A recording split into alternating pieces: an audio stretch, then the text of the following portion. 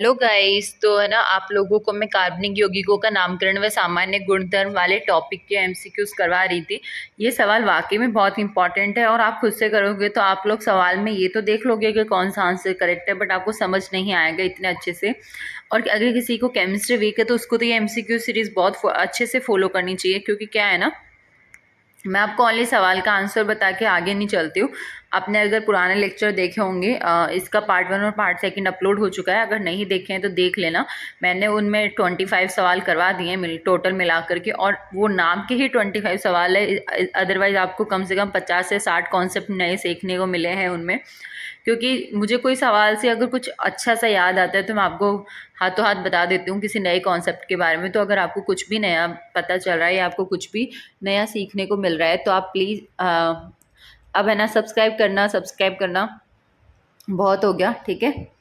अगर आपको लगे कि आपके लिए ये बहुत ही बढ़िया चीज़ है तो आपको पता है क्या करना है, और अगर आपको लगे नहीं है तो इट्स ओके, ठीक है। बट मेरे अकॉर्डिंग ये काफ़ी हेल्पफुल होने वाला है आपके लिए। तो क्वेश्चन नंबर 29 देखते हैं। निम्न स्पाइरो यौगिकों का सही आईयूपीएसी नाम क्या है? तो स्पाइरो यौगिक क्या होते हैं, सबसे पहले तो आपको वो पता होना चाहिए।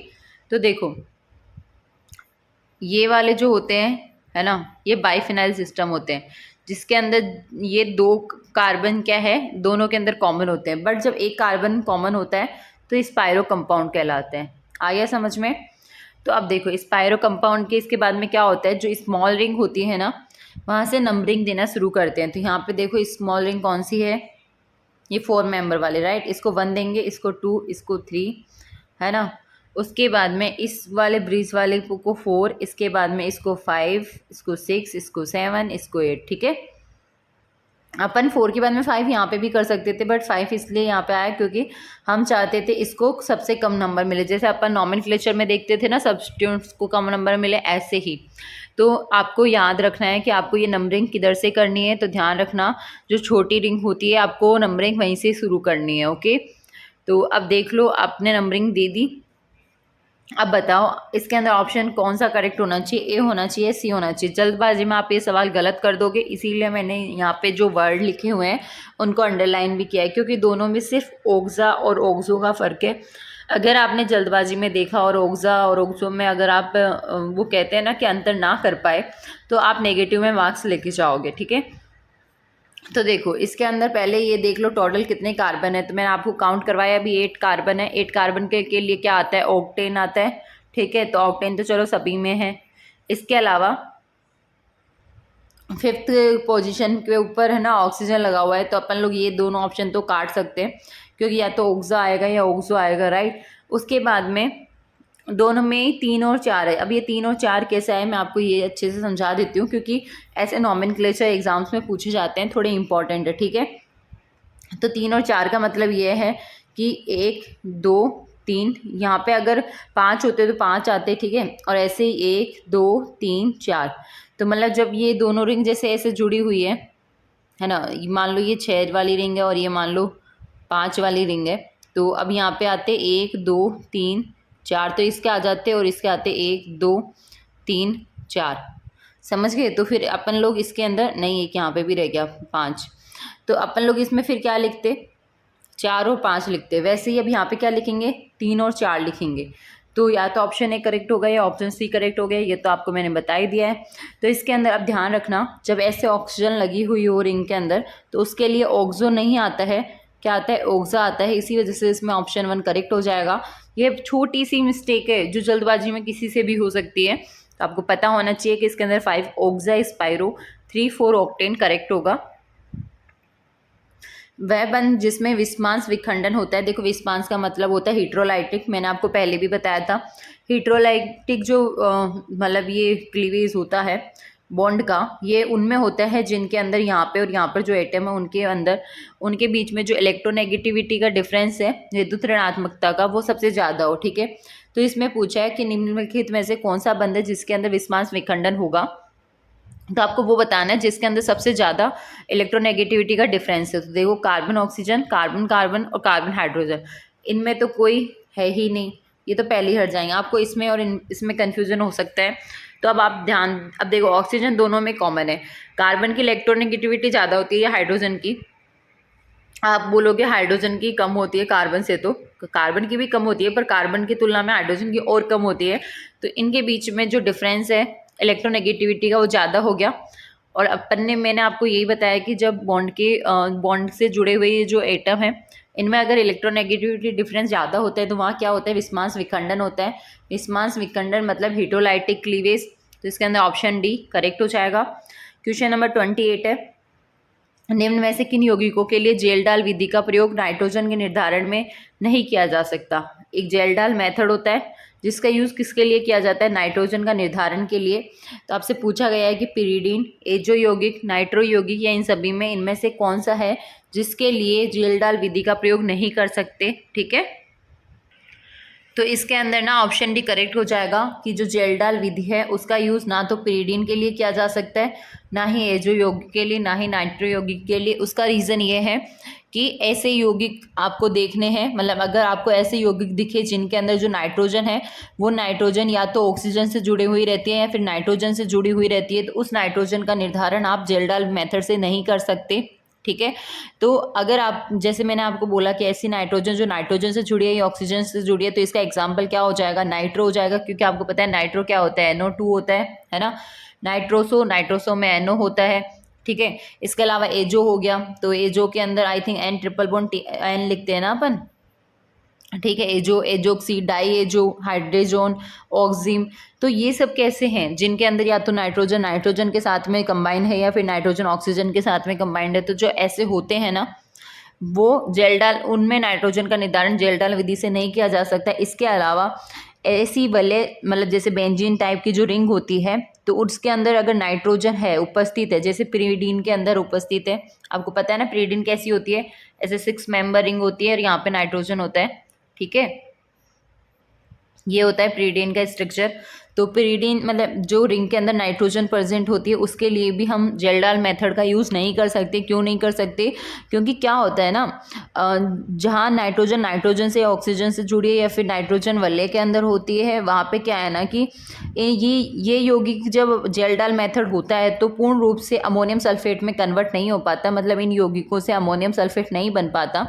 ठीक है, तो इसी वजह से यहाँ पर जेल डाल मेथड फेल हो जाता है। क्योंकि अगर अमोनियम सल्फेट बन जाता तो हम लोग जेल डाल मेथड का अपन प्रयोग यूज़ में ले सकते थे, बट यहाँ पे अमोनियम सल्फेट नहीं बनता है पूर्ण रूप से, इसी वजह से इसका यूज़ नहीं ले सकते। ठीक है, क्वेश्चन नंबर 29 है, निम्न में से कौन सा यौगिक त्रिविम समावयवता प्रदर्शित करता है। तो आपसे त्रिविम समावयवता पूछिए आप यहाँ पे, तो 2 Maithil butene 1, 3 Maithil butyne, 3 Maithil butanoic अम्ल, 2 मैथिल ब्यूटेनोइक अम्ल। अगर आपने किसी ने बहुत अच्छे से स्टीरियो वगैरह पढ़ी है, वैसे लेबर असिस्टेंट के सिलेबस में तो नहीं है, तो आपको ये सब चीज़ें बहुत अच्छे से पता होगी। इसमें ओनली समावयवता दे रखी है, वो भी त्रिविम समावयवता पूछी गई है आपसे। तो कौन कौन सा प्रदर्शित करता है आपसे ये पूछा गया है। तो इसके अंदर ऑप्शन डी करेक्ट हो जाएगा, 2 मैथिल ब्यूटेनोइक अम्ल। ठीक है, क्यों हो जाएगा, क्योंकि 2 मैथिल ब्यूटेनोइक अम्ल के अंदर है ना एक कायरल कार्बन प्रेजेंट है। मैंने आपको कल भी बताया था कायरल कार्बन क्या होता है, वह कार्बन जिससे 4 अलग अलग डिफरेंट तरह के ग्रुप लगे हुए हों। ठीक है, और ये है त्रिविम समावयवता को ही स्टीरियो आइसोमेरिज्म बोला जाता है। तो ये स्टीरियो आइसोमेरिज्म शो करता है। ओके, एक बात बताऊं, मैं आपको जब स्टीरियो या इनका नाम लेती हूँ ना, त्रिविम समावयवता वगैरह, अगर आपको समझ में ना आए तो गूगल पे आप लोग 2 मैथिल ब्यूटेनोइक अम्ल त्रिविम समावयवता 3D मॉडल करके डाल देना। हो सकता है वहाँ पे आपको इसकी 3D स्ट्रक्चर देखने को मिल जाए, तो आपको आइडिया लग जाएगा। या फिर आप इनकी स्ट्रक्चर देख लिया करो। ठीक है, क्योंकि मैंने देखा है, मैं मुश्किल से आपको 30 मिनट में ओनली 10 क्वेश्चंस करवा पाती हूँ, है ना। अगर बहुत डिटेल में जाती हूँ तो मुझे फिजिक्स के भी आपको करवाने हैं, बायो के और टॉपिक्स भी बचे हैं, तो थोड़ा फास्ट चलना पड़ेगा। तो आपको अगर ये लगे वर्ड मुझे अच्छे से, मतलब इसका फॉर्मूला वगैरह देखना है कि मैम ने बोल दिया कि एक कार्बन ऐसा है कि जहाँ पे डिफरेंट डिफरेंट ग्रुप लगे हुए हैं, तो अगर आप चाहते हो उस कार्बन को अच्छे से ढूंढना तो जाना गूगल पे, 2 मैथिल ब्यूटेनोइक अम्ल लिखना, फॉर्मूला आ जाएगा। आप देखना ऐसा कौन सा कार्बन है, नहीं मिले तो कमेंट कर देना आकर के मैम कोई कार्बन ही नहीं मिला, ऐसा आपने ऐसे गलत कैसे बता दिया। ठीक है, और त्रिविम समावयवता का ही दूसरा नाम है स्टीरियो आइसोमेरिज्म। इसके बाद में क्वेश्चन नंबर 30 है, एसीटोन के इनॉल रूप में होते हैं। तो आपको मैंने टॉटोमेरिज्म पढ़ाई थी, उसके अंदर इनॉल और मैंने कीटोफॉर्म बताया था। ठीक है, तो एसीटोन का ये तो आपको समझाना ही पड़ेगा कि तो मैंने आपको समझाने के लिए यहाँ पे एसीटोन की स्ट्रक्चर बनाई है। एसीटोन का फॉर्मूला क्या होता है, CH3CO होता है, ठीक है। और इसकी ये कीटो फॉर्म है, क्योंकि इसके अंदर आप देख रहे होंगे C double bond O group देखने को मिल रहा है, इसी वजह से ये कीटो फॉर्म है। और ये इनॉल फॉर्म है क्योंकि इसके अंदर OH दिखता है। OH का तो ऑल आता है और इन आता है यहाँ से डबल बॉन्ड से। आपको पता होगा डबल बॉन्ड के लिए इन का यूज में लिया जाता है अनुलग्न के रूप में। तो ये इनॉल हो गया, राइट। इस वजह से, और ये इसे क्या बोलते हैं, इसको टॉटोमेरिज्म बोलते हैं। टॉटोमेरिज्म में क्या होता है, बेसिकली जो कीटो फॉर्म है ना वो इनॉल फॉर्म में कन्वर्ट हो जाती है, ठीक है। तो होता क्यों है, क्योंकि हाइड्रोजन जो है, हाइड्रोजन इस बॉन्ड का मूवमेंट कर जाता है अल्फा हाइड्रोजन। और अल्फा हाइड्रोजन क्यों बोल रहे हैं, क्योंकि C डबल बॉन्ड O से लगा हुआ पहला कार्बन है, राइट। ये अल्फा है, इसके अलावा यहाँ पे और कोई कार्बन होता तो वो बीटा हो जाता। आपको मैंने पहले भी बता रखा है अल्फा कार्बन किसे बोलेंगे, बीटा किसे बोलेंगे, गामा किसे बोलेंगे, डेल्टा किसे बोलेंगे। तो अल्फा कार्बन पे उपस्थित ये जो हाइड्रोजन है ये मूवमेंट करता है, ये इधर से इधर आया। मैं यहाँ पे ब्लैक पेन ले लेती हूँ ताकि आपको और पता चल जाए। तो ये वाला हाइड्रोजन यहाँ से यहाँ आया और ये वाला बॉन्ड यहाँ पे शिफ्ट हो गया, ठीक है। तो क्या बना, ये जो हाइड्रोजन यहाँ पे जो बॉन्ड आया तो यहाँ पे नेगेटिव चार्ज आया ना, तो इस नेगेटिव चार्ज ने ये हाइड्रोजन ले लेता है और ये OH बन जाता है। आई होप आपको ये समझ में आ रहा होगा। अगर आपने टॉटोमेरिज्म के बारे में पहले पढ़ा होगा तो आप इजीली ये चीज़ समझ सकते हो। तो आपको इस फॉर्म के अंदर बताना है कि कितने बॉन्ड है। तो देखो CH3 ने कितने कितने सिग्मा बॉन्ड बना रखे हैं, 4 सिग्मा बॉन्ड बना रखे हैं ना, 3 तो हाइड्रोजन के साथ में और एक ये वाला। ऐसे ही यहाँ पे इस कार्बन ने कितने सिग्मा बॉन्ड बना रखे हैं, एक तो ये वाला बना रखा है, एक पाई के अंदर होता है ना, ठीक है। तो 1 2, अब इसको इसके साथ काउंट कर लिया तो इसके साथ दोबारा काउंट मत कर लेना वरना मिस गलती हो जाएगी, ठीक है। आपको तो यही काउंट करना है कि इस यौगिक में कितने है सिग्मा बॉन्ड और कितने पाई बॉन्ड है। तो इसके अंदर 1 2 3 4 5 6 7 8 9, 9 तो सिग्मा बॉन्ड हो गए, है ना, और एक पाई बॉन्ड हो गया। अब आपको पता चल रहा है 9 कैसे हुए, कहीं ऐसा नहीं हो कि मैं 9 बोल के निकल लूँ और आपको यह समझ में ही ना आए। तो देखो 3 बॉन्ड इसके साथ है, एक इसके साथ है 4, इसके बाद में एक ये 5, एक 6, एक सिग्मा बॉन्ड आपको पता है इसमें होता है 7, 7 के बाद में 2 हाइड्रोजन के साथ में, तो 9, 9 सिग्मा बॉन्ड हो गए और एक पाई बॉन्ड हो गया, राइट। तो इसके अंदर ऑप्शन कौन सा करेक्ट हो जाएगा, बताती हूँ मैं आपको। तो इसके अंदर ऑप्शन ये करेक्ट हो जाएगा कि 9 सिग्मा है और एक पाई बॉन्ड है और 2 एकांकी युग्म है। एकांकी युग्म मतलब लॉन पेयर, आपको पता है ना ऑक्सीजन के पास में 6 कार्बन हो, मतलब 6 इलेक्ट्रॉन होते हैं। तो 6 इलेक्ट्रॉन में से ओनली 2 इलेक्ट्रॉन्स इसने यूज में ले रखा है, किसके साथ, एक कार्बन के साथ बॉन्ड बनाने में और एक हाइड्रोजन के साथ बॉन्ड बनाने में।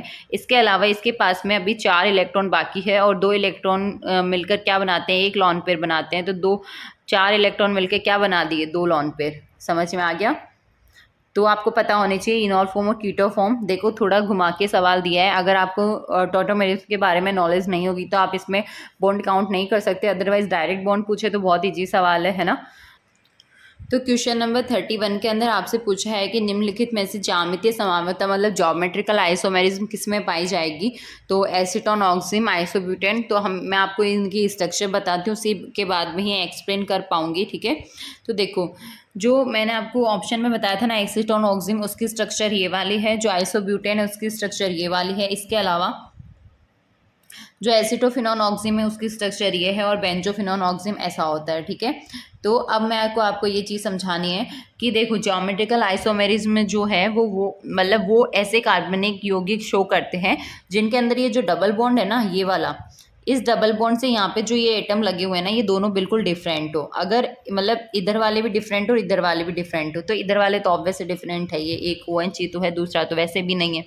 तो कहने का मतलब ये है कि ऐसे जैसे ये कार्बन डबल बॉन्ड कार्बन है ना, तो चाहे इधर का एटम और इधर का एटम सेम हो सकते हैं, इधर का एटम और इधर का एटम सेम हो सकते हैं, बट इधर का एटम और ये वाला एटम आपस में डिफरेंट होंगे। मतलब एक कार्बन से लगे हुए जो 2 बॉन्ड है ना, इनके एटम्स डिफरेंट होंगे। आई होप आपको समझ आ रहा होगा, ठीक है। तो बाकी मैंने आपको बता दिया है। तो इसके अंदर ना ऐसा होना चाहिए, ऐसा कुछ भी आपको यौगिक दिखे तो आप बोल सकते हो ज्योमेट्रिकल मतलब समावता शो करेगा, ज्योमेट्रिकल आइसोमेरिज्म। तो इसके अंदर देखो ये तो नहीं कर सकता क्योंकि 2 सेम ग्रुप आ गए, ये भी नहीं कर सकता क्योंकि इसमें भी 2 सेम ग्रुप आ गए, है ना।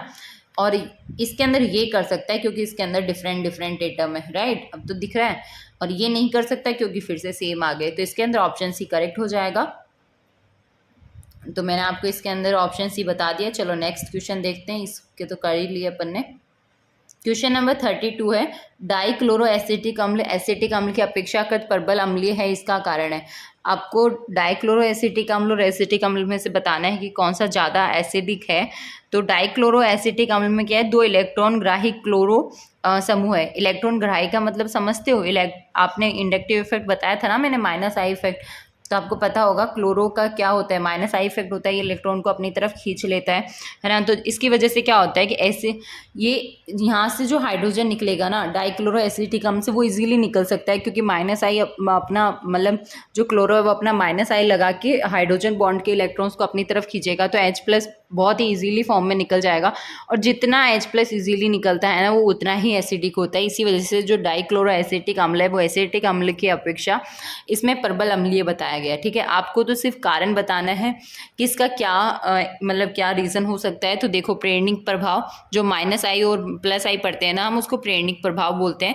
तो आप बोलोगे कि इसको प्रेरणिक प्रभाव द्वारा एक्सप्लेन किया जा सकता है, इसी वजह से यही रीज़न है। क्वेश्चन नंबर 33, सर्वाधिक स्थायी कार्बोधनाइन स्पीसीज है। तो मैंने कल भी बताया था आपको, कार्बोकेटाइन की स्टेबिलिटी, फ्री रेडिकल की स्टेबिलिटी और ये सब पूछी जा सकती है। मैंने GOC का अच्छा लेक्चर लिए, 2 या 3 लिए, और बहुत अच्छे से उनमें ये सब चीज़ें समझाई हैं। अगर आप थोड़ी सा टाइम निकाल पाओ तो उनको ज़रूर देखना, आपकी काफ़ी हेल्प हो जाएगी। ठीक है, कहाँ मिलेगा तो आपको पता ही है, प्लेलिस्ट बनी हुई रहती है चैनल पर, वहीं मिलेगा, और तो कहाँ ही जाएगा है। शॉप पे तो जाना नहीं है आपको खरीदने कि मैम के बनाए, मतलब मैम के लिए हुए लेक्चर की PDF ला दो या फिर वीडियो ला दो, ऐसा कुछ भी नहीं करना। चुपचाप जाओ, इसी चैनल की प्लेलिस्ट बनी हुई है, तो वहाँ पे केमिस्ट्री फॉर लेब असिस्टेंट के नाम से क्लासेस है, आप लोग देख सकते हो। ठीक है, क्वेश्चन नंबर 33 के अंदर इसके अंदर सबसे स्टेबल बता दो आप, तो बाकी रहने दो। ऐसे बहुत बार क्रम भी पूछ लिया जाता है, तो ध्यान रखना, जो 3 डिग्री कार्बोकेटाइन होता है ना, वो सबसे ज़्यादा स्टेबल होता है। और यहाँ पे 3 डिग्री कार्बोकेटाइन कहाँ देखने को मिल रहा है आपको, तो ऑप्शन सी के अंदर। 3 डिग्री में क्या होता है ना, वो वाला कार्बोकेटाइन जो 3 कार्बन से जुड़ा हुआ है, मतलब 3 कार्बन से, यहाँ पे जैसे 3 कार्बन है, यहाँ पे कार्बोकेटाइन CH पे है, तो ये तो नहीं जुड़ा हुआ ना, क्योंकि इधर तो ये हाइड्रोजन से जुड़ा हुआ है और एक तरफ से ये CH2 से जुड़ा हुआ है, तो ये तो 2 ही कार्बन से जुड़ा हुआ होगा, तो ये सेकेंडरी कार्बोकेटाइन कहलाएगा। ऐसे ही ये वाला तो प्लस है, इसको तो आप हाइब्रिडाइजेशन के जो करेक्टर देखते हो ना, sp2 और sp, उससे एक्सप्लेन करोगे। तो यहाँ पे आपको पता है इस कार्बन का, इन सभी कार्बन का हाइब्रिडाइजेशन क्या है, तो sp2 हाइब्रिडाइजेशन है। और sp2 मैंने आपको कल भी एक चीज़ बताई थी कि जैसे जैसे % S कैरेक्टर बढ़ता है वैसे वैसे क्या होता है, इलेक्ट्रोनेगेटिविटी बढ़ती है ना, तो sp की इलेक्ट्रोनेगेटिविटी सबसे ज़्यादा होती है, उसके बाद में sp2 और उसके बाद में sp3। तो sp के ऊपर पॉजिटिव चार्ज तो बिल्कुल स्टेबल नहीं होता है, sp2 के ऊपर भी पॉजिटिव चार्ज बिल्कुल भी स्टेबल नहीं होता है, क्योंकि इलेक्ट्रोनेगेटिव एटम अपने ऊपर माइनस चार्ज रखना पसंद करता है, प्लस चार्ज को वो फेवर नहीं करता है। इस वजह से B तो सबसे लीस्ट स्टेबल हो जाएगा यहाँ पे। ठीक है, तो इसके अंदर ऑप्शन C करेक्ट है। क्वेश्चन नंबर 34, केंद्रीय परमाणु द्वारा बने बंध में S तथा P गुण बराबर होता है निम्न में से। तो आपको इसमें केंद्रीय परमाणु, मतलब आपको इसमें हाइब्रिडाइजेशन ही देखना है कि इसमें S तथा P गुण बराबर किस में है। तो ऐसा सवाल मैंने कल भी आपको एक बार करवाया था। तो क्वेश्चन नंबर 34 के अंदर ऑप्शन भी करेक्ट हो जाएगा। क्यों हो जाएगा, क्योंकि देखो यहाँ पे CH4 है, CH4 का हाइब्रिडाइजेशन क्या होता है, sp3 होता है, राइट। और यहाँ पे sp होता है, दोनों कार्बन का sp है, तो आपको पता है sp का क्या होता है, 50% S कैरेक्टर और 50% P कैरेक्टर। ठीक है, तो इस हिसाब से आप लोग ये डिसाइड कर सकते हो अकॉर्डिंग टू क्वेश्चन कि हाँ बराबर होता है, और यही ऑप्शन भी करेक्ट होगा। ठीक है, तो क्वेश्चन, और बाकी आपको पता है CH3 माइनस का जो हाइब्रिडाइजेशन होता है वो sp3 होता है, और CH3 प्लस का sp2 होता है। ठीक है, तो ना तो sp2 के अंदर सेम रहेगा, ना ही sp3 के अंदर सेम, ओनली sp में रहता है, क्योंकि 50% S कैरेक्टर और 50% P कैरेक्टर। बाकी sp3 के अंदर तो ओनली 25% S कैरेक्टर रह जाता है। ठीक है, बाकी 75% P कैरेक्टर होगा। और उसी तरह sp2 के अंदर क्या है ना कि ओनली 33.33% समथिंग तो S कैरेक्टर होता है, उसके अलावा 66.6% P कैरेक्टर रहता है। तो क्वेश्चन नंबर नेक्स्ट है, 2 ब्यूटीन में ज्यामितीय समावयवता पाए जाने का कारण है, तो 2-ब्यूटीन में ज्यामितीय समावयवता क्यों पाई जाती है, आपसे ये पूछा है। तो मैंने आपको अभी थोड़ी देर पहले भी बताया था कि ज्यामितीय समावयवता आप बोलोगे उनमें पाई जाती है ना, जिसके अंदर 2 डिफरेंट एटम हो एक कार्बन पे। अभी मैंने थोड़ी देर पहले ही एक्सप्लेन किया था। तो इसके अंदर देखो ये तो हो नहीं सकता कि एकल बंध के सापेक्ष मुक्त घूर्णन, क्योंकि जब घूर्णन होगा तो वहाँ कैसी समावयवता। सीधी सी बात है कि ऐसा होना चाहिए कि जहाँ पे आप सिस और ट्रांस रिटेन रख सको, ऐसी स्ट्रक्चर ढूंढिए।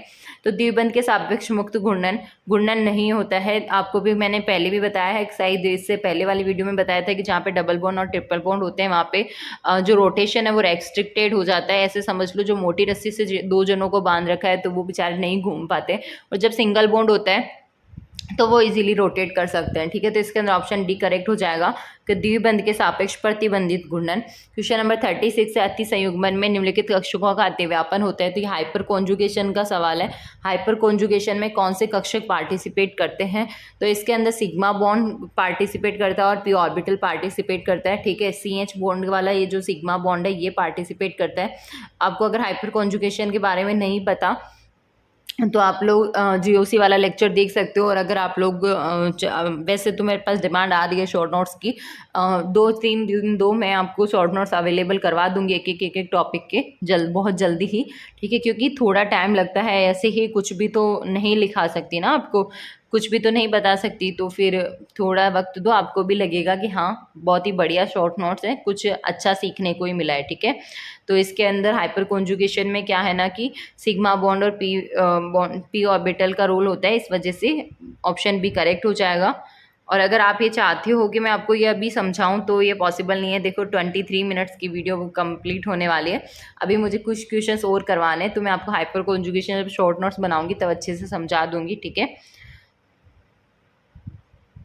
क्वेश्चन नंबर 35 है, निम्न में से सबसे कम स्थायी अनुनाद संरचना है। तो आपसे ये पूछा है अनुनादी स्ट्रक्चर। तो अनुनादी स्ट्रक्चर रेजोनेंस भी काफ़ी इंपॉर्टेंट टॉपिक है अपने आप में, ये सभी इंपॉर्टेंट है, इनके बिना ऑर्गेनिक केमिस्ट्री तो आप सोच भी नहीं सकते।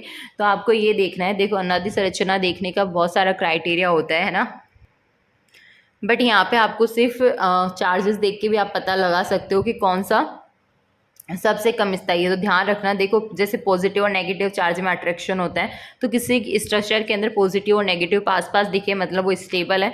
बट अगर पॉजिटिव पॉजिटिव दिखे और नेगेटिव नेगेटिव दिखे, राइट, तो वो स्टेबल नहीं रहेगा, क्योंकि सेम चार्जेस हमेशा एक दूसरे को रिपेल करते हैं, और रिपेल होने की वजह से वो स्टेबल नहीं रह पाते हैं। ठीक है, लड़ाई झगड़े चलते रहते हैं इनके, ऐसे याद रख लो कि मुझे भी एक सेम चीज़ चाहिए, मुझे भी सेम चीज़ चाहिए, और एक सेम चीज़ के लिए 2 जने लड़े तो फिर लड़ाई तो होगी ना, इसी वजह से अनस्टेबिलिटी आती है। तो निम्न में से सबसे कम स्थायी अनुनाद संरचना है, तो आपको ऐसा देखना है इनमें से जहाँ पर सेम चार्जेस वाले पास पास में हो।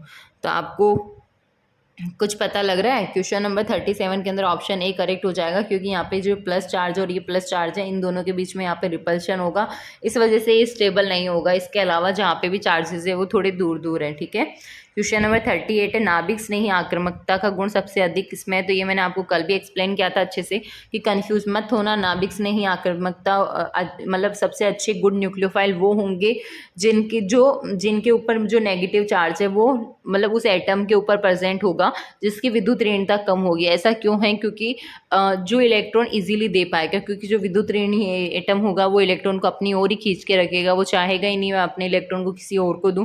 जब वो न्यूक्लियोफाइल अटैक करना चाहेगा ही नहीं तो उसकी नाभिक स्नेही आक्रामकता वैसे ही कम हो जाएगी। मैंने आपको एक कल भी समझाया था, जो नाभिक स्नेही आक्रामकता मतलब न्यूक्लियोफिलिसिटी अटैक करने की जो पावर है वो व्युत्क्रमानुपाती होती है किसके, electronegative atom of central atom, मतलब जिसके एटम के ऊपर माइनस चार्ज है उसकी इलेक्ट्रोनेगेटिविटी कैसी है, अगर उसकी इलेक्ट्रोनेगेटिविटी ज़्यादा है तो उसकी नाभिक स्नेही आक्रामकता कम हो जाएगी, बट अगर उसकी इलेक्ट्रोनेगेटिविटी कम है तो नाभिक स्नेही आक्रामकता बढ़ जाएगी। तो इसके अंदर आपसे पूछा है सबसे अधिक कौन सी है, तो आपको ऐसा ढूंढना है जिसकी जो इलेक्ट्रोनेगेटिविटी है वो सबसे कम है। ठीक है, तो इसके अंदर ऑप्शन सी करेक्ट हो जाएगा, CH3-, क्योंकि आपको भी पता है F की इलेक्ट्रोनेगेटिविटी कार्बन से ज़्यादा है, ऑक्सीजन की भी ज़्यादा ही होती है, नाइट्रोजन की भी ज़्यादा ही होती है, इसी वजह से ऑप्शन सी करेक्ट है। क्वेश्चन नंबर 39 है, निम्नलिखित में से कौन सा यौगिक मेसो समावयवता प्रदर्शित करता है। मेसो समावयवता के बारे में पूछा है आपसे।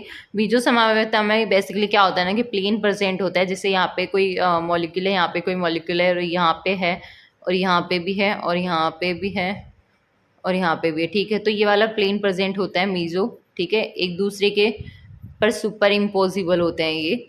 तो यही मीजो समावयवता जो शो करते हैं वो यही करते हैं। तो आपसे इसमें पूछा है कि निम्न में से कौन प्रदर्शित करता है ना। तो एक काम करती हूँ, मैं आपको ब्लैंक पेपर पे थोड़ा अच्छे से समझा देती हूँ। तो इसके अंदर मैंने आपको बताया था ऑप्शन भी करेक्ट है। तो इसके अंदर देखो ये वाला प्लेन पाया जाता है ना, और इस प्लेन की वजह से ही ये मीजो समावयवी कहलाते हैं। और इसमें डी और एल रूप जो होता है इसका वो एग्जिस्ट करते हैं, राइट। और ये इससे शो किया गया है कि ये भी एक किरेल कार्बन और ये भी एक किरेल कार्बन है। आप ऐसे भी ध्यान रख सकते हो कि मीजो समावयवी के अंदर 2 किरेल कार्बन होते हैं, ठीक है। और क्यों आपको पता है किरेल कार्बन क्यों बोला, कायरल कार्बन क्यों बोला है, क्योंकि इसमें चारों एटम डिफरेंट डिफरेंट है और ये एक दूसरे के बीच में प्लेन पाया जाता है, राइट। इसी वजह से ये मीजो समावयवी। आई होप अब तो आपको ये क्लियर हो गया होगा कि मीजो समावयवी क्या होते हैं। अगर आपको हल्का फुल्का भी केमिस्ट्री थोड़ी सी भी आती है ना, तो भी आपको मैं इतना इजी वे में समझाती हूँ कि आपको समझ में आ जानी चाहिए कि मैं आपको क्या बताना चाहती हूँ। तो क्वेश्चन नंबर 30 अपन लोग 39 आई थिंक 39 देख रहे थे। तो 39 के अंदर ऑप्शन भी करेक्ट हो जाएगा 2,3 डाइक्लोरोब्यूटेन, ठीक है। ये 2,3 डाइक्लोरोब्यूटेन इसलिए नाम पड़ा है क्योंकि यहाँ इसको 1 देंगे, इसको 2 देंगे, इसको 3, इसको 4। तो देख लो 2 और 3 पोजीशन के मतलब 2 और 2 मतलब 2 और 3 पोजीशन पे क्लोरो है, इसीलिए 2,3 क्लोरो, ठीक है। इस वजह से आया ये, देखो। तो कंफ्यूज मत हुआ करो, थोड़ा सा दिमाग यूज़ में लो। थोड़ा सा टफ है बट केमिस्ट्री इतनी भी बोरिंग नहीं है, इंटरेस्ट आता है अगर आप अच्छे से पढ़ते हो तो इसी वजह से 2,3 डाइक्लोरोब्यूटेन करेक्ट ऑप्शन हो जाएगा, ठीक है। इथर में बस आप एक चीज़ ध्यान रखना केमिस्ट्री में, देखो ये सवाल इसलिए टफ है क्योंकि अगर किसी को 2 क्लोरोब्यूटेन स्ट्रक्चर बनाने नहीं आएगी या 2,3 डाइक्लोरोपेंटेन बनाना नहीं आएगा, या 2 हाइड्रोक्सी प्रोपेनोइक अम्ल या 2 डाइक्लोरोब्यूटेन, तो आप कभी भी डिफाइन नहीं कर पाओगे कि किसके अंदर मतलब प्लेन ऑफ सिमेट्री प्रेजेंट होगी और कौन मीजो समावयवी होगा, राइट। तो आपको नाम से ही स्ट्रक्चर बनाना और स्ट्रक्चर से नाम बनाना आना चाहिए। अगर आप लोग नॉमेनक्लेचर पढ़ रहे हो तो प्लीज़ ये वाला टॉपिक तो आपका मतलब ऑन टिप्स होना चाहिए कि आपको कोई बोले कि भाई इसका आईपीएस से नाम बता दे, फटाक से नाम बता दो। और अगर आपको कोई आईपीएस से नाम दे तो आप फटाक से उसके स्ट्रक्चर बना दो, ठीक है। इथर एवं बेंजीन पृथक किए जा सकते हैं। तो इथर एवं बेंजीन को पृथक करने के लिए किसका यूज़ लिया जाता है, आपसे ये पूछा गया है। तो इसके अंदर आसवन द्वारा इनको पृथक किया जा सकता है। आसवन मतलब आसवन विधि का यूज उनके लिए किया जाता है जिसके अंदर जिन 2 यौगिकों का मिश्रण है ना, उसके अंदर जो बॉइलिंग पॉइंट है इनमें काफ़ी डिफरेंस हो। तो ध्यान रखना, ईथर के लिए जो बॉइलिंग पॉइंट है वो होता है 308 केल्विन, और जो बेंजीन होता है उसका बॉइलिंग पॉइंट होता है 353 केल्विन। तो अगर इसको आसवन विधि द्वारा जब हीट देंगे तो सबसे पहले मतलब आपको पता है, ये तो पता है ना कि बॉइलिंग पॉइंट क्या होता है, वो मिनिमम टेम्परेचर होता है जो उसको बॉयल होने के लिए, उसको वाष्प में परिवर्तित होने के लिए चाहिए, राइट। तो ईथर को 308 केल्विन ही चाहिए, जबकि बेंजीन को 353 केल्विन चाहिए होता है। तो जब बॉइलिंग पॉइंट मतलब सबसे पहले आपको पता है 308 केल्विन टेम्परेचर होगा, तभी तो आगे और बढ़ाने पर 353 होगा ना। तो जैसे ही 308 केल्विन टेम्परेचर मिला तो मिक्सचर में से ईथर उड़ जाएगा, ओनली बेंजीन बच जाएगी। तो ईथर क्या है ना, ईथर की वाष्प को दूसरे कंटेनर में या फिर फ्लास्क में आप लोग है ना कलेक्ट कर सकते हो, उसकी वाष्प की बूंदों को। ये एक मेथड है, आपने अगर लैब में देखा होगा, डिस्टिलेशन वगैरह भी पढ़ते हैं तो आपको पता होगा। अदरवाइज आपको तो ऐसे इतना सा ध्यान रख लो कि जो आसवन विधि होती है वो उनके लिए हेल्पफुल है जिनके बॉइलिंग पॉइंट में काफ़ी डिफरेंस होता है ना, उनके लिए। क्योंकि उनमें से जिसका कम बॉइलिंग पॉइंट होगा वो सबसे पहले वाष्पशील हो जाएगा, मतलब वाष्प में बदल जाएगा, और जिसका बॉइलिंग पॉइंट ज़्यादा होगा वो रिटेन रह जाएगा एक जगह, ठीक है। तो इस तरह से आप उनको अलग अलग कर सकते हो। तो इस क्वेश्चन नंबर नेक्स्ट देखते हैं 41। 1-मेथोक्सी 1,3 ब्यूटाडाइन की कौन सी अनुनादी संरचनाएं सबसे कम स्थायी है। तो मैंने आपको जस्ट अभी बताया था कि अनुनादी संरचनाओं के स्ट्रक्चर के बारे में काफ़ी पूछा जाता है। तो इसके अंदर ऑप्शन सी करेक्ट हो जाएगा, क्योंकि क्या है ना, इसमें बोला गया है कि सबसे कम स्थायी क्यों है। तो ये भी मैं आपको अच्छे से एक्सप्लेन कर देती हूँ। अब देखो, आप एक चीज़ ध्यान रखना, जब भी आपसे अनुनादी संरचना पूछे तो सबसे पहले आप ये चेक करोगे कि जो अनुनादी संरचना में ये सब दे रखे हैं इनके अष्टक पूर्ण है या नहीं है। अष्टक मीन्स 8 इलेक्ट्रॉन है या नहीं है, ठीक है, इनके पास में। तो अष्टक पूर्ण है तो ये सबसे ज़्यादा स्टेबल हो गया, बट अगर अष्टक पूर्ण नहीं है तो वो इनके तुलना में कम स्टेबल हो जाएगी। तो यहाँ ऑप्शन ए और ऑप्शन बी के अंदर इनका अष्टक पूर्ण होने की वजह से, मतलब इनका ऑक्टेट कंप्लीट होने की वजह से ये स्टेबल होते हैं, ठीक है। ऑक्टेट कंप्लीट का मतलब मैं आपको एक बता देती हूँ, जैसे इसमें कार्बन है, कार्बन से 2 H2 लगे हुए हैं, राइट। तो 2s2 लगे हुए हैं, तो आपको पता है इसके अंदर कितने, इससे CH2 माइनस के आसपास कितने बॉन्ड हो गए, मतलब कितने इलेक्ट्रॉन हो गए, बेसिकली आपको मेरे को ये बताना है। तो देखो अपन लोग एक बार बना लेते हैं। ये यहाँ पे एक से जुड़ा हुआ है ये CH से, यहाँ पे ये वाला CH, और यहाँ पर ये माइनस चार्ज है, राइट। तो माइनस का मतलब होता है 2 इलेक्ट्रॉन, है ना। तो 2 तो इस बॉन्ड के इलेक्ट्रॉन, 2 इसके, 2 4, 2 इसके 6 और 2 इसके 7 8। तो इसका ऑक्टेट कंप्लीट है। इस तरह से ऑक्टेट देखा जाता है। ऐसा आप किसी का भी उठा के देख लो, ऑप्शन ए और बी के अंदर आपको सभी के ऑक्टेट कंप्लीट मिलेंगे, इसी वजह से ज़्यादा स्टेबल है। बट ऑप्शन डी के अंदर क्या है ना, यहाँ पे पॉजिटिव चार्ज आपको दिख रहा होगा, और इस पॉजिटिव चार्ज के पास में ऑक्सीजन है। आपको पता है ऑक्सीजन के पास में क्या होता है, लॉन पेयर होते हैं यहाँ पे भी, क्योंकि ऑक्सीजन के पास में 6 इलेक्ट्रॉन होते हैं, 6 में से 2 बॉन्ड बनाने के काम आ गए, तो 2 लॉन पेयर तो बच गए ना। तो ये लॉन पेयर थोड़ा सा ऐसा होता है ना कि पास में है यार इलेक्ट्रॉन्स, तो थोड़ा सा इसको अच्छा लगता है, ये स्टेबल है कि हाँ चलो बढ़िया है। मेरे पास तो इलेक्ट्रॉन की बहुत कमी है, बट कोई बात नहीं। मेरे पास वाले ऑक्सीजन के पास तो काफ़ी सारे इलेक्ट्रॉन है ना, थोड़े से मेरे को दे दे, तो इससे ये इसको आंशिक स्टेबिलिटी मिलती है, ठीक है। बट यहाँ पे तो ऐसा कुछ भी नहीं है। यहाँ पे पॉजिटिव चार्ज यहाँ पे, और ऑक्सीजन तो बेचारा बहुत दूर रह गया, ये तो हम मांगने के बाद भी ना दे, ठीक है। क्योंकि आपको भी पता है पड़ोसी चाहे कैसे भी ऊपर ज़रूरत के समय काम आते हैं ना, तो बस यही वाली चीज़ ये है कि तो ऑप्शन डी के अंदर ऑक्सीजन जो है वो पड़ोसी था, तो इसकी हेल्प होगी। और इसके अंदर तो भाई बहुत दूर दूर है, अब तू जा दूर का रिश्ता रह गया, तो इसके अंदर ऑप्शन सी करेक्ट हो जाएगा कि ये सबसे कम स्टेबल है, ठीक है। आपको समझ में आ गया होगा। नेक्स्ट देखते हैं। क्वेश्चन नंबर 42 है, वह यौगिक जिसमें आइसोप्रोपिल समूह होता है। अब आपको ये, अब मैंने आपको बताया था ऐसे सवाल बहुत आते हैं, तो आपको स्ट्रक्चर वगैरह हर चीज़ का पता होना चाहिए, है ना। तो इसके अंदर क्वेश्चन नंबर 42 के अंदर जो आंसर है वो है ऑप्शन डी, ठीक है, 2 मैथिल पेंटेन। अब आपको ये पता होना चाहिए कि 2 मैथिल पेंटेन बनता कैसे। अगर 2 मैथिल पेंटेन बनाना अगर आपको आता है तो ही आप ये चीज़ बता पाओगे कि इसके अंदर आइसोप्रोपिल समूह है या नहीं है। तो मैं आपको इसकी स्ट्रक्चर बता ही देती हूँ। जब इतनी मेहनत की है तो थोड़ी देर और, कोई बात नहीं, थोड़ा टाइम और लगेगा, ठीक है। जो तो आइसोप्रोपिल समूह जो होता है वो देखो कुछ इस तरह का होता है, CH3 CH CH2 CH2 CH3, उसके बाद में इसके साथ में CH3। तो ये वाला जो है, ठीक है, ये आइसोप्रोपिल ही होता है, ये वाला जिसमें 2 CH3 यहाँ पे लटके होते हैं। एक बार मैंने पहले भी आपको बताया कि आइसोप्रोपिल समूह कौन सा होता है, आइसोप्रोपिल वाला, ठीक है। तो इसके अंदर आपको यही बताना था, तो इसके अंदर ऑप्शन डी करेक्ट हो जाएगा, ठीक है, क्योंकि आइसोप्रोपिल इसके अंदर है।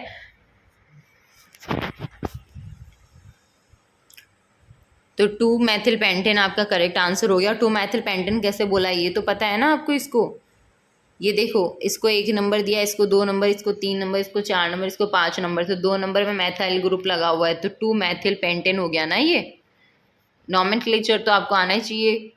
अगर अभी नॉमेनक्लेचर पे भी आपकी पकड़ नहीं है तो फिर क्या ही केमिस्ट्री पढ़ोगे आप लोग।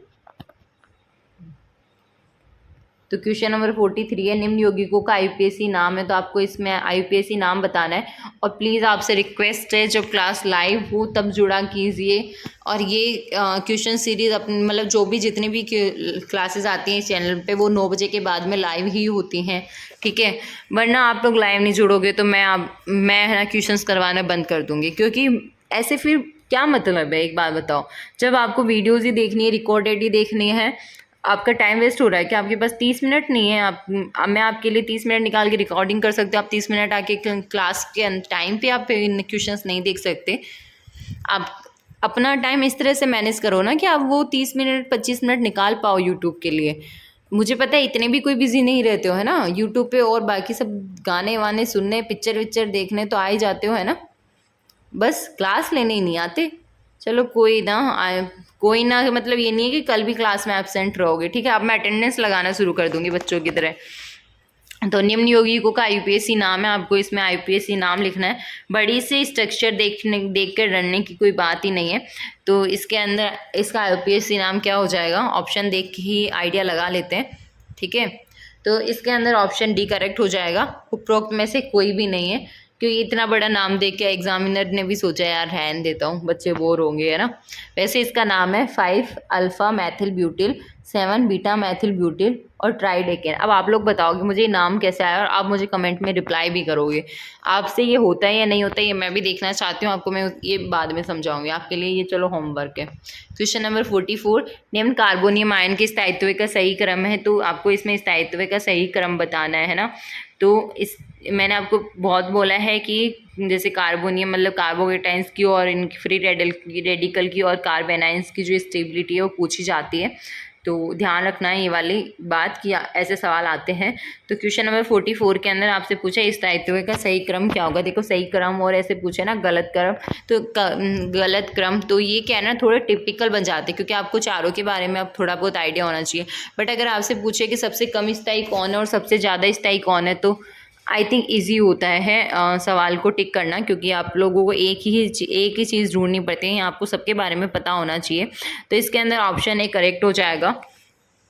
ठीक है, तो ऑप्शन ए क्यों करेक्ट है वो मैं बता देती हूँ। क्योंकि जो एरोमेटिक कार्बोनियम आयन होता है ना, मतलब जो एरोमेटिक कार्बोकेटायन होता है वो सबसे ज़्यादा स्टेबल होता है, मोस्ट स्टेबल होता है। इसी वजह से यहाँ पे जो ऑप्शन थर्ड है वो सबसे ज़्यादा स्टेबल है, क्योंकि इसका C+ के साथ में 3 फेनिल रिंग लगी हुई है। ठीक है, तो 3 फेनिल रिंग वाला सबसे आगे आएगा, उसके बाद में 2 फेनिल रिंग वाला आएगा, उसके बाद में फर्स्ट 1 फेनिल रिंग वाला आएगा। क्यों फेनिल रिंग वाला स्टेबल है, क्योंकि यहाँ पे क्या है ना ये अपने चार्ज को डीलोकलाइज कर सकते हैं। आपको ये तो पता है ना कि फेनिल रिंग कैसी होती है। देखो C6H5 का मतलब है ये वाली रिंग। ठीक है, ये यहाँ पे C+ के साथ जुड़ी हुई है, ऐसी और रिंग भी जुड़ी हुई है। ठीक है, अब तो समझ में आ गया आपको। तो ये जो फेनिल रिंग होती है ना ये इसके अंदर अपने चार्ज को डीलोकलाइज कर सकता है। इसी वजह से जितनी ज़्यादा फेनिल रिंग लगी होगी, एरोमेटिक फेनिल रिंग, उसका यौगिक की स्टेबिलिटी उतनी ज़्यादा अधिक हो जाएगी। तो इसके अंदर जो थर्ड है, क्योंकि 3 फेनिल रिंग है, सबसे ज़्यादा स्टेबल, उसके बाद में सेकेंड, उसके बाद में फर्स्ट और उसके बाद में फोर्थ हो जाएगा। ठीक है, फोर्थ वाला टर्सरी कार्बोकेटाइन है, और मैंने आपको बताया था टर्सरी कार्बोकेटाइन भी स्टेबल होता है, बट उससे ज़्यादा ये वाले स्टेबल होते हैं। ठीक है, क्वेश्चन नंबर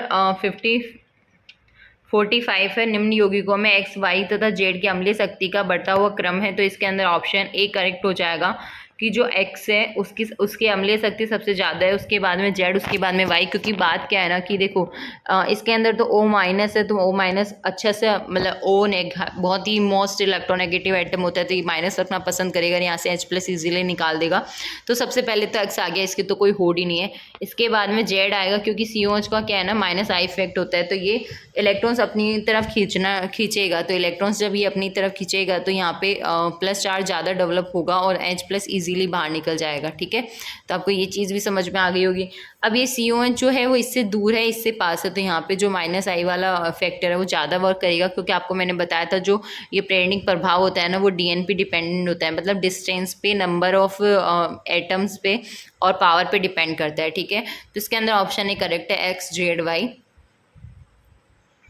इस लास्ट सवाल है अपना, किसी कार्बनिक यौगिक में नाइट्रोजन उपस्थित होने की दशा में लेसाने विलियन द्वारा परीक्षण करने पर बना यौगिक।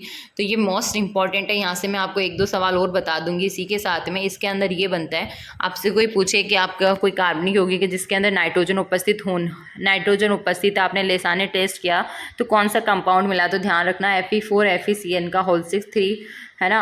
अब देखो होल ट्वाइस 3, तो इसको आप है ना क्या बोलते हो, प्रूशियन ब्लू भी बोला जाता है। आपने सबने नाम सुना होगा प्रूशियन ब्लू के बारे में। तो इसके अंदर आपको ये तो पता ही चल गया, ऑप्शन ए करेक्ट है। ठीक है, अब देखो इसके बारे में बताती हूँ मैं आपको। ये होता है प्रूशियन ब्लू, देखो कितना सुंदर सा कलर है ना। अगर किसी ने BSc में अच्छे से प्रैक्टिकल करें या MSc में करें तो आपने ये लैब के अंदर फॉर्म बनाया भी होगा, मैंने तो बनाया था इसलिए मुझे पता है। तो ये प्रूशियन ब्लू होता है। ठीक है, और प्रूशियन ब्लू का IPSC नाम क्या होता है, आपसे ये मतलब सिंगल क्वेश्चन करके भी पूछा जा सकता है, तो ध्यान रखना iron second third hexacyanoferrate second third. ठीक है, और एक चीज़ और ध्यान रखना, ये जो मैं बता रही हूँ, ये वाला Fe होता है ना, ये बाहर वाला ये Fe आई थिंक Fe+2 में होता है, ये अंदर वाला Fe+3 के अंदर होता है। जो +3 के अंदर होता है उसको फेरिक बोला जाता है, और जो Fe+2 के अंदर होता है उसको फेरो बोला जाता है। ठीक है, तो आप इसको बोल सकते हो। इसके और भी नाम है, बर्लिन ब्लू हो गया, फेरिक फेरोसाइनाइड हो गया, फेरिक हेक्सासाइनोफेरेट हो गया, ठीक है। इसको देखो Prussian blue, serum blue, midnight blue के नाम से भी जाना जाता है ना। तो आपको मैंने ये चीज़ बहुत अच्छे से एक्सप्लेन कर दी है। आई होप आपको ये सीरीज़ पसंद आ रही होगी। आपको ये एमसीक्यूज आई थिंक अब इनमें तो कभी डाउट नहीं होगा, अगर एग्ज़ाम में भी आता है तो आप अच्छे से कर पाओगे। ठीक है, तो मैंने आपको अभी बताया था ना, ये आई थिंक ये आयरन थर्ड और सेकंड लिखा हुआ है, तो एक सेकंड यहाँ पे था क्या, तो ये वाला जो है, ये वाला थर्ड होता है जो बाहर की तरफ है, और ये वाला सेकंड है। देखो हो जाती है कभी कभी गलतियां, पर आपको याद करेक्ट ही रखना है। ठीक है, क्योंकि आपसे पूछा जा सकता है कि इस कॉम्प्लेक्स में किसकी मतलब कौन से आयरन के ऑक्सीडेशन स्टेट कौन सी है। देखो ऑक्सीडेशन स्टेट निकालना सिखाते हैं, है ना। अगर आपने बीएससी कर रखी है या अच्छे से केमिस्ट्री कहीं से पढ़ रखी है तो आपको ऑक्सीडेशन स्टेट निकालना आता होगा। कोऑर्डिनेशन केमिस्ट्री में भी निकालते हैं, ऑर्गेनोमेटिकली कंपाउंड पढ़ते हैं तो वहाँ पे भी ऑक्सीडेशन स्टेट निकालना सिखाया जाता है ना। 18 इलेक्ट्रॉन रूल, EN वगैरह, तो वो सब चीज़ें बहुत डिटेल में हो जाएगी, इतना आपके कोर्स में नहीं दे रखा। तो एग्ज़ाम ओरिएंटेड पढ़ो तो ज़्यादा अच्छी बात है। तो इसके अंदर ध्यान रखना कि जो बाहर वाला Fe है उसकी ऑक्सीडेशन स्टेट थर्ड है, और जो अंदर वाला है उसके लिए 2 है, और जो 3 होती है वो फेरिक के नाम से जाना जाता है। ये फेरिक है और ये फेरस है। ठीक है, फेरो बोल सकते हो आप या फेरस बोल सकते हो। तो ध्यान रखना Fe+3 आयन। आपसे ऐसे भी पूछा जाता था कि एक सवाल के अंदर कि Fe+2 और Fe+3 और Fe+2 को मतलब क्रमशः क्या कहा जाता है। तो ध्यान रखना ये फेरिक आयन है और ये फेरो है। ठीक है, तो ये अपना यहीं ख़त्म होता है। अब ये वाला टॉपिक के मैंने आपको अभी करवा दिए हैं काफ़ी अच्छे खासे सवाल। बाकी अब अपन जब वापस से इस टॉपिक का टर्न आएगा तब देखेंगे अब नेक्स्ट सवाल। अब अपन नया टॉपिक करेंगे, कल अपन फिजिक्स का कोई टॉपिक लेंगे। तो मैंने बायो का एक टॉपिक के सारे MCQs करवा दिए हैं आपको, जिसके अंदर उत्सर्जन तंत्र, श्वसन तंत्र, पाचन तंत्र के सवाल करवा दिए हैं। अगर किसी ने नहीं देखा है तो MCQs फॉर बायोलॉजी, मतलब biology MCQs for lab assistant 2022 के नाम से प्लेलिस्ट बनी हुई है, आप वहाँ जाकर चेक कर सकते हो। उसके बाद में एक और टॉपिक मैंने पहले करवाया था, आई थिंक पादप जगत से रिलेटेड या जो भी आप लोग देखना उसी MCQ सीरीज़ के अंदर ही करवा रखा है। तो वो पूरी आई थिंक 49 समथिंग मिनट की वीडियो, उसके अंदर सारे MCQs करवाए थे उस टॉपिक के। उसके अलावा मैंने आपको ये टॉपिक कंप्लीट करवा ही दिया है। ठीक है, इसके बाद में अपन हाइड्रोकार्बन के क्वेश्चंस देखेंगे जब भी केमिस्ट्री का टर्न आएगा, आई थिंक नेक्स्ट ट्यूसडे को। और अभी अपन फिजिक्स के सवाल देखेंगे। ठीक है, तो मैं फिजिक्स के आपको किसी एक टॉपिक के क्वेश्चंस करवा दूंगी 2 दिन, अब आप आज के बाद में जो भी 2 दिन है। तो मिलते हैं नेक्स्ट वीडियो में, तब तक के लिए बाय बाय, और अच्छे से पढ़ते रहो, मस्त रहो। ठीक है, और बाकी आपको तो पता ही है क्या करना है आपको। डेली अब मैं बोल के भी थक गई, सब्सक्राइब कर दो, तो अब आप देख लेना अपने हिसाब से मतलब करके ही जा रहा है। ओके, आपके लिए ही इतने एफर्ट्स लगाए जा रहे हैं, तो प्लीज़ इतना तो आप कर सकते हो। तो मिलते हैं नेक्स्ट वीडियो में, तब तक के लिए